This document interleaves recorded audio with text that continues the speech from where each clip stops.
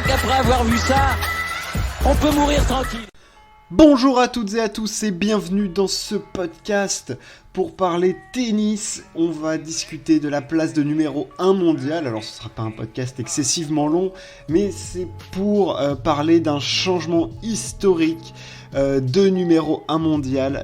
Daniil Medvedev met fin à l'hégémonie du Big Four depuis 14 ans, depuis 18 ans. Seuls Nadal, Federer, Djokovic et Andy Murray étaient parvenus à prendre cette place de numéro 1. Alors il y a évidemment les 360 semaines de Djokovic, il y a les 300 semaines de Federer, il y a les 210 semaines de Nadal et il y a les 40 semaines d'Andy Murray. Et Daniil Medvedev, ça y est, sera numéro 1 mondial le lundi 28 février. C'est absolument historique ce que vient d'accomplir le Russe. C'était dans l'air depuis que Djokovic n'avait pas pu participer à l'Open d'Australie notamment. On savait que c'était une éventualité, que ça allait probablement se produire dans l'année avec les tournois sur dur arrivant et la saison sur terre battue. Djokovic ayant quand même pas mal de points à défendre. Daniil Medvedev est le nouveau numéro 1 mondial de tennis. C'est absolument fou ce qui vient de se passer parce que honnêtement, on se doutait que potentiellement Daniil Medvedev serait amené à être numéro 1 mondial dans sa carrière au vu de ce qu'il produisait en termes de niveau tennistique ces derniers temps. C'est-à-dire que il est plus fort que la next, je sais pas s'il fait vraiment partie de la next gen, mais il a un temps d'avance. Il est plus consistant, il est plus régulier. Disons que ses résultats au plus haut niveau plaident pour lui. Il est quand même maintenant régulièrement en finale de Grand Chelem sur dur. C'est en tout cas si ce n'est le meilleur joueur sur dur. Donc voilà, il y a vraiment énormément de bagages dans ce que fait Daniil Medvedev qui nous montrait qu'il allait potentiellement parvenir à cette place. Mais qu'il le fasse à ce moment-là où Novak Djokovic est l'année dernière au sommet de son art, il gagne 3 grands chelems de suite, il fait finale dans les 4, il est absolument fou. Daniil Medvedev fait lui une saison assez exceptionnelle aussi, et notamment une très bonne fin de saison pour se mettre en possibilité d'être numéro 1 mondial. Et c'est déjà en soi un exploit d'être en capacité d'être numéro 1 mondial quand on voit la saison réalisée par Djokovic. Ça montre aussi la qualité de Daniil Medvedev, sa constance, parce qu'il est numéro 2 mondial installé maintenant, et il n'y a rien à dire là-dessus. Il est numéro 1 mondial, et c'est amplement mérité. Est-ce qu'il est légitime ? Pour moi, oui, il l'est, parce que ses résultats plaident pour lui. Il faut pas oublier que les derniers grands chelems sur dur, il est tout le temps en finale.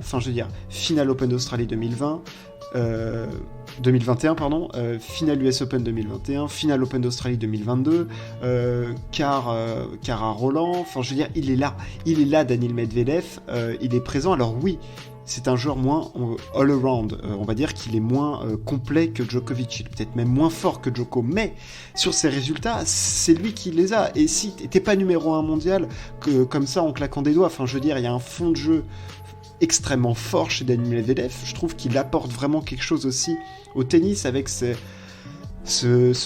un personnage vraiment hyper charismatique qui représente vraiment quelque chose pour les gens. Maintenant, Medvedev, on sait qui c'est.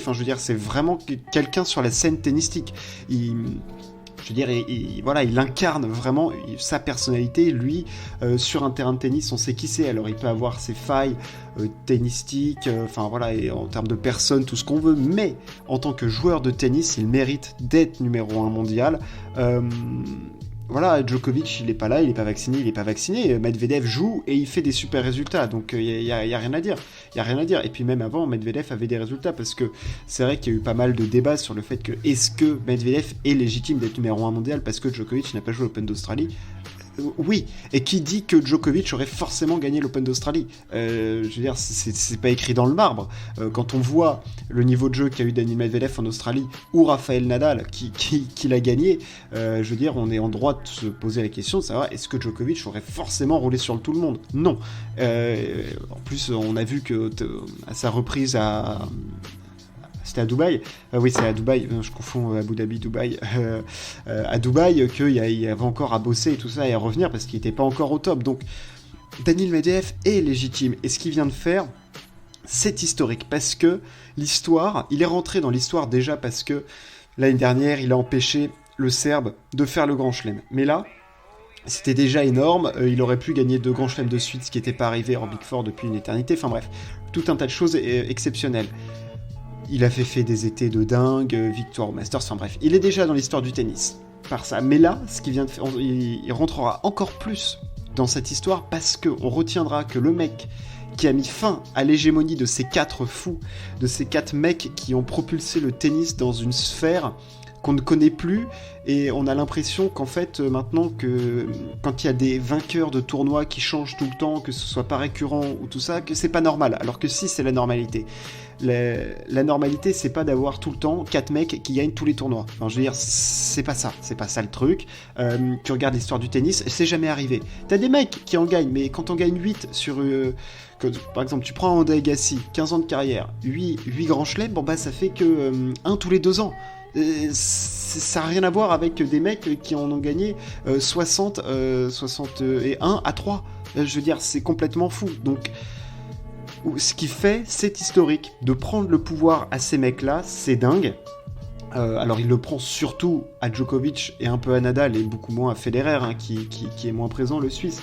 Mais voilà, Medvedev entre vraiment dans l'histoire, c'est lui qui met fin à ça. Alors peut-être qu'il va reperdre la place de numéro 1, peut-être que Djokovic sera numéro 1 à la fin, ou Nadal, ou un autre mec, ce qui me surprendrait beaucoup plus.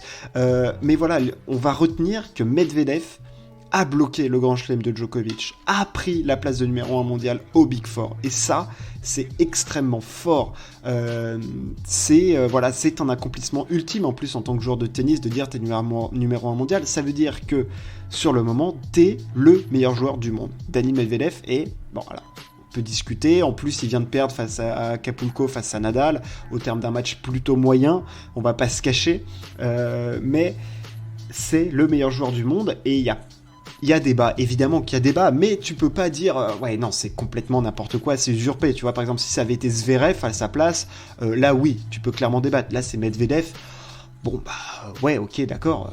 Oui, bah ça s'explique. Tout à fait, c'est complètement logique, compréhensible au vu de ce qu'il réalise, au vu des progrès qu'il a fait aussi sur les autres surfaces, et j'ai extrêmement hâte de voir du coup comment il va aborder maintenant les tournois dans cette position. Est-ce que ça va lui peser? Est-ce que ça va pas lui peser? On sait que c'est un mec qui arrive à gérer la pression, les événements et tout quand même plutôt pas mal. Je veux dire, de mettre 3-7 à Djoko en finale d'un Grand Chelem sur dur, c'est énorme. De gagner le Masters après avoir fait une série de matchs victorieux, c'est fou. Donc Medvedev, il peut gérer cette pression. Il va y avoir là la tournée américaine qui va aborder en tant que numéro 1 mondial, où il n'y aura pas Djokovic, mais où il y aura Nadal, qui lui pose des soucis depuis le début de saison. Ça va être hyper intéressant de voir comment mentalement il va réussir à gérer ça, et je pense qu'il y arrive plutôt bien. Je me fais pas trop de soucis là-dessus, en fait, à moins qu'il soit submergé par la pression, mais honnêtement, pour des joueurs comme ça, je vois pas trop, c'est un accomplissement.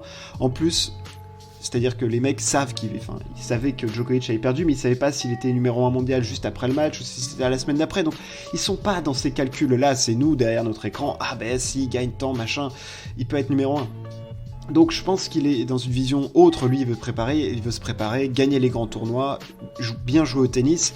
Et voilà, et progresser, et aussi prendre du plaisir, parce que c'est extrêmement important. Mais voilà, il y a la tournée américaine qui va arriver, et après on va direct être sur la terre battue, où je pense que ça va être un enjeu extrêmement important aussi pour la carrière future de Medvedev, et savoir s'il peut perdurer vraiment en tant que numéro 1 mondial, parce qu'on voit que son niveau sur dur peut... Le niveau sur dur de Medvedev lui permet d'être pas bon sur terre battue et sur gazon, et d'être dans les 3 meilleurs. C'est déjà monstrueux. Donc si il ne progresse ne serait-ce qu'un petit peu sur terre battue, d'aller chercher des demi-finales, machin, ça va être énorme. Ça peut être énorme, et j'espère vraiment, voilà, ça peut être...